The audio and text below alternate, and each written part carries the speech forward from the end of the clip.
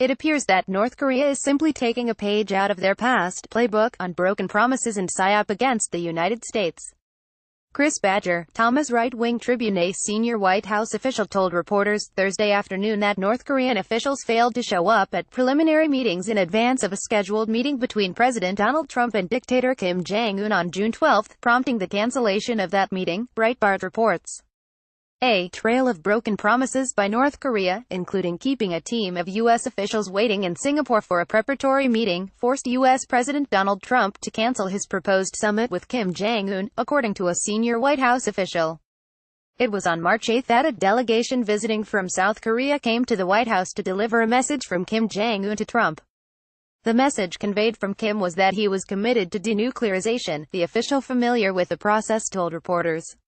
He also pledged to refrain from any further nuclear or missile tests and said he understood that routine joint military exercises between South Korea and the United States would continue. In truth, North Korea talked a big game, but their actions has yet to back their mouths. North Korean regime continues to slander and rate the United States as well as rhetoric surrounding our military training with South Korea. After condemning the United States and calling our training provocative military disturbances, then they canceled the meeting with South Korea. President Trump then sent the Deputy Chief of Staff and his advance team to Singapore to prepare and meet with North Korean regime to prepare for the summit meeting. They waited and they waited, the North Koreans never showed up. While in appearance the North Koreans shut down a nuclear test site on Thursday, the U.S. still does not know if this is the case for sure, as experts have not been given the opportunity to inspect the site. The North Koreans had promised Sec. Pompeo that international experts and officials would be invited to witness and verify the destruction of this nuclear site. However, the official noted that the North Koreans broke this promise. North Korea clearly has no intent on following through with the peace treaty, and so far, they are attempting to make a fool out of the United States and President Trump.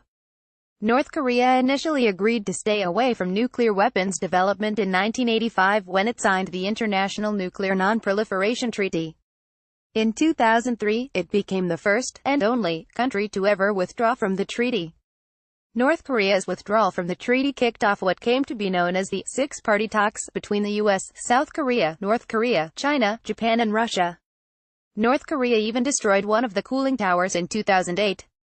But in the end, the six-party talks failed, falling apart in 2009 after a failed satellite launch in North Korea and reports that the country had resumed processing nuclear materials. The most recent offer from North Korea to stop its nuclear operations came in 2012. The ailing nation agreed to freeze the program in exchange for food aid, but hardly a month passed by before that too fell apart. Denver News RWT News report, President Trump says White House is pulling out of North Korea summit scheduled to take place June 12 in Singapore. Sadly, based on the tremendous anger and open hostility displayed in your most recent statement, I feel it is inappropriate, at this time, to have this long-planned meeting, Trump said in a letter to Kim Jong-un. Chris Badger, Thomas is a veteran who served our country as an Army combat medic. God bless. Dean James III, Right-Wing Tribune. Be sure to follow us on Nation in Distress and America's Freedom Fighters on Facebook.